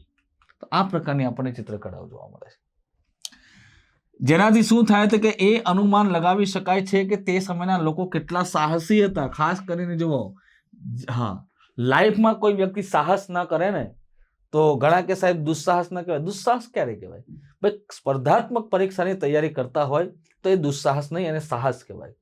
અને આ સાહસ તો દરેકે કરવું જોઈએ. પોતાની જીવનને બનાવવાની વાત છે ભાઈ. પોતાના જીવન માટે તમે સાહસ નહીં કરો તો કોના માટે કરશો સાહસ?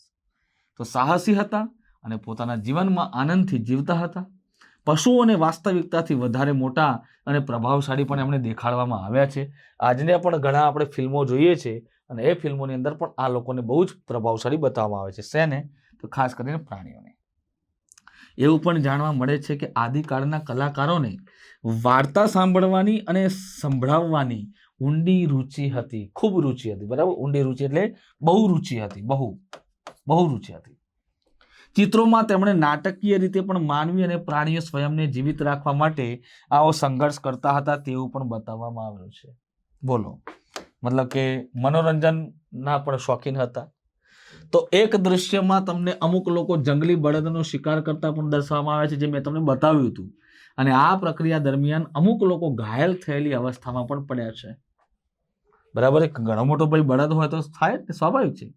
એક દ્રશ્યમાં એક પ્રાણી મોતની પીડાથી તડપે છે, જ્યારે શિકારીઓ ખુશીના લીધે ચારે બાજુ નાચતા દર્શાવવામાં આવ્યા છે. આવું પણ છે. આવા ચિત્રોથી એ જાણવા મળે છે કે માનવી એ પ્રાણીઓ પર અધિકાર રાખવાનો ભાવ ઉત્પન્ન કરી લીધો હતો, કે ભાઈ આપણે હવે આ પ્રાણીઓ ઉપર આપણે અધિકાર કરવાનો છે. એ સમયમાં એવું તો હતું નહીં કે કોઈ પ્રાણી મનુષ્ય ઉપર કરતો અધિકાર. ધીરે ધીરે આ તો બધી પ્રથા આવી કે ભાઈ કોઈ સરદાર બને, સરદારની અધિશાસન હેઠળ આપણે બધા કાર્યભાર સંભાળવાના હોય, બરાબર છે. એ કેમ આપણે કરવાનું હોય, એ આખા ગામનું સંચાલન કરે. કેમ કે કોઈ એક વડો હોય એ ગામનું સંચાલન કરે તો એ સારું કહેવાય છે ભાઈ. આગળ માત્ર પ્રાણીઓના ચિત્રો દોરવામાં આવ્યા છે અને ત્યાં આગળ કહેવાય છે કે આદિકાલીન કલાકારોની ચિત્રણ કલા પણ સ્પષ્ટ જોવા મળે છે. આ ચિત્રોમાં રંગોનું મેચિંગ અને પ્રમાણ બંને યથાર્થ એટલે કે સારો અર્થ આપતો હોય અને સંતુલિત હોય એવું આપણને જોવા મળે છે. બહુ વધારે પણ નહીં અને બહુ ઓછું પણ જોવા મળતું. અને એક બીજી રસપ્રદ વાત એ પણ છે કે મિત્રો કે રોક કલાના અનેક સ્થળો પર નવા ચિત્રો એ જૂના ચિત્રોની ઉપર દોરવામાં આવે છે. મેં તમને કીધું ચિત્ર ઉપર ચિત્ર. ભીમબેટકામાં એકબીજા પર દોરવામાં આવેલા ચિત્રોના કેટલા સ્તરો જોવા મળ્યા છે? એવા 20 સ્તરો જોવા મળ્યા છે. પ્રશ્ન એ થાય છે કે કલાકારો એક જ સ્થાન પર વારંવાર ચિત્રો શા માટે દોરતા હશે? ખબર નહીં. શું અગાઉ વ્યક્તિના જે ચિત્રો હતા એને ભૂસવા માટે? ઓકે, આનું એક કારણ એ છે કે જ્યારે કલાકારને પોતાની એક રચના પસંદ ન આવે ત્યારે તે તેના પર બીજી જ રચના ચિત્રિત કરતા હશે. કદાચ બીજું કારણ એ પણ હોઈ શકે કે ચિત્રો અને સ્થાનને પવિત્ર માનતા હતા, જેથી કલાકારો વારંવાર ચિત્ર બનાવતા હતા એવી પણ સંભાવના મળે છે. કે અલગ અલગ પેઢીના લોકો અલગ અલગ સમય પર એક જ સ્થાને ચિત્રો બનાવ્યા કરતા હશે એવું પણ અનુમાન 3 જેટલા અનુમાનો મળ્યા છે. સાચું ખોટું અહીંયા અનુમાન જ કરી શકાય, એક્ઝેક્ટલી કહી શકાય નહીં. આ પ્રાગૈતિહાસિક ચિત્રોમાંથી આપણને તત્કાલીન માનવીઓ, તેમની જીવનશૈલી, તેમનું ખાનપાન, તેમની આદતો, તેમની રોજિંદી પ્રવૃત્તિઓ અને તેમના મન મગજ અને વિચારને જાણવામાં અને સમજવામાં આપણને સહાયતા મળી છે. તો આ એક પ્રકારનું આપણને મેન્સ ઓરિએન્ટેડ આખું એક કહીએ ને કે ડિસ્ક્રિપ્ટિવ આપણને મળે છે. પ્રાગૈતિહાસિક કાળના અવશેષો, વિશેષ રીતે પથ્થરના હથિયારો, ઓજારો, માટીના રમકડા અને હાડકાઓના ટુકડા એ માનવ સભ્યતાના વિકાસના મહાન પુરાવો છે. છતાં તેમાં આપણને સૌથી મહત્વપૂર્ણ શું મળે છે તો કે રોક એટલે કે પાષાણ ચિત્રો, જે આદિકાલીન માનવે આપણી અમૂલ્ય ધરોહરના રૂપમાં આપણા માટે છોડ્યા હતા. હવે જુઓ કે તમારી સામે એક ફોટો છે શિકારનો નૃત્ય કરતો. તો ભાઈ મધ્ય પાષાણ યુગના ચિત્રમાં શિકારનું દૃશ્ય આપણને બતાવવામાં આવેલું છે. કયા સમયમાં? મધ્ય પાષાણ યુગમાં. આ ચિત્રમાં લોકોના સમૂહ દ્વારા ભેંસનો શિકાર કરતો પણ બતાવવામાં આવે છે. ઓકે, અમુક ઘાયલ વ્યક્તિઓ પણ તમને બતાવવામાં આવે છે. બીજું વાત આવે છે નૃત્યનું દૃશ્ય. અહીંયા તમે જોવો કે એકબીજાને સ્પર્શી અને નૃત્ય કરતા હોય તેવું તમને જોવા મળે છે. ઓકે, બાજુમાં એક હરણ જેવું કંઈક પ્રાણી પીડાતું છે ને આ બાજુ નૃત્ય કરતું તમને જોવા મળે છે એકબીજાને હાથ પકડીને. આજનો આ એનસીઆરટીનો આજે આપણો જે એપિસોડ નંબર 15 હતો, જેમાં કલ્ચર રિગાર્ડિંગ આપણે પાષાણ કાળની જે માહિતી મેળવી છે. ઓકે, હવે મિત્રો આજે સાંજે જ્યારે આપણે લાઈવ પ્રશ્નોની સિરીઝ લઈશું તેમાં હું કેટલાક અન્ય પણ જે મેં તમને કરાવ્યા નથી, પણ તેમ છતાં એવું કહેવાય છે કે જ્યારે આપણે શાળામાં ભણતા ત્યારે આપણને હોમવર્ક મળતું. હું તમને હોમવર્કમાં આપું છું કે પાષાણકાલીન એટલે કે જેટલી પણ આપણા ભારતની અંદર ગુફાઓ આવેલી છે અને એ ગુફાઓમાં કઈ કઈ જગ્યાએ ચિત્રકળાઓ જોવા મળે છે, એ તમામ ગુફાઓના ચિત્રકળાઓને લઈને થોડાક 5 પ્રશ્નો વધારાના તમારી માટે એક્સ્ટ્રા હું લઈશ અને જોઈશ કે આમાંથી કેટલા વિદ્યાર્થીઓ એડિશનલ રીડિંગ કર્યું છે, એટલે કે એક્સ્ટ્રા રીડિંગ કર્યું છે. આ સિવાયનું અંતે તમને એક વાત કરીશ મિત્રો કે આજે આપણો પડાપડી ઓફરનો છેલ્લો દિવસ છે, જેમાં એટલે કે રાત્રે 12 વાગે આ ઓફર પૂરી થઈ જશે મિત્રો. 12 વાગ્યાની રાહ જોવાની નથી. શું છે મિત્રો તો કે ક્લાસરૂમ કોર્સ. સાહેબ ક્લાસરૂમ કોર્સ? યસ સાહેબ, આ શું છે આવો કોર્સ? તો સમજાવી દઉં છું મિત્રો. તમને ક્લાસમાં ભણવાની બહુ જ ઈચ્છા છે અને એમાં વેબ સંકુલના તમામ ફેકલ્ટી મિત્રો સાથે તમને ભણવાની ખૂબ આતુરતા છે, પરંતુ સમય, આર્થિક સુવિધા બધાનો અભાવ છે. તો ચિંતા કરવાની જરૂર નથી. આ આખો ક્લાસ તમારા ઘરે હશે. ક્લાસરૂમમાં જે ભણાવતા હોય ફેકલ્ટીઝ મિત્રો અને સામે વિદ્યાર્થી મિત્રો હોય અને એની વચ્ચે કહેવાય છે કે કેમેરામેને કેમેરાથી શૂટ કર્યું હોય, એટલે કે ક્લાસરૂમમાં ભણાયેલું જ તમને બેઠું મળી જાય.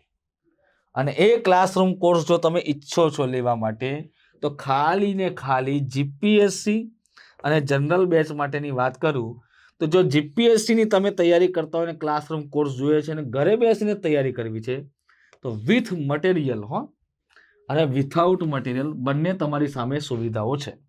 જો તમે આમ ઈચ્છો છો કે ભાઈ વિથ મટીરિયલ લઈએ તો તમે જોઈ લો મિત્રો 66,500 રૂપિયાનો કોર્સ. કેટલા મહિના? 24 મહિના, એટલે કે 2 વર્ષ માટે ફક્ત 12,222 રૂપિયામાં મળી જાય છે. અહીંયા આ કિંમત જોવાની મિત્રો, આ કિંમત જોવાની નહીં, આ કિંમતમાંથી તમે કેટલી લેસ કરીને તમને આ સંસ્થા જે છે એ પૂરી પાડી આપે છે. ઓકે રાઈટ, આ 24 મહિના માટે છે, બરાબર. વિથ મટીરિયલ અને વિથઆઉટ મટીરિયલ બંને ઉપલબ્ધ છે. ઓકે, અહીંયા 48,500નો કોર્સ જે છે એ 9,999માં મળે છે. આ બંનેમાં શું ડિફરન્ટ છે એ તમારે ખાલી એક જ કામ કરવાનું છે. એના માટે આ નીચે આપેલો જે કોલ નંબર છે એમાં કહેવાનું કે સાહેબ આ 66,500 48,500 નો કોર્સ અને અમને મળે 12,1222, એક મળે છે 9,999. આ બંને છે શું 24 મહિનાના જ છે. તો જીપીએસસીમાં પણ અલગ અલગ કેડર આવતી હોય છે, ડીવાયએસઓ, એસટીઆઈ. તો તમારે શેની તૈયારી કરવી છે એ પ્રમાણે તમારે આ વિથ મટીરિયલ તમારે લેવાનું હોય છે. જનરલ કોર્સની વાત કરીએ તો કે 36 મહિના એટલે કે 3 વર્ષ. સાહેબ એટલી બધી થાય તૈયારી તો થાય જ ને ભાઈ. એક્ઝામ આવી નહીં તો શું કરવાનું? 36 મહિના એટલે કે 3 વર્ષ માટે 76,500 નો કોર્સ, 1,50,000 રૂપિયાનો કોર્સ મિત્રો, 1,50,000 કોર્સ મળી જાય છે ફક્ત ને ફક્ત તમને 13,333.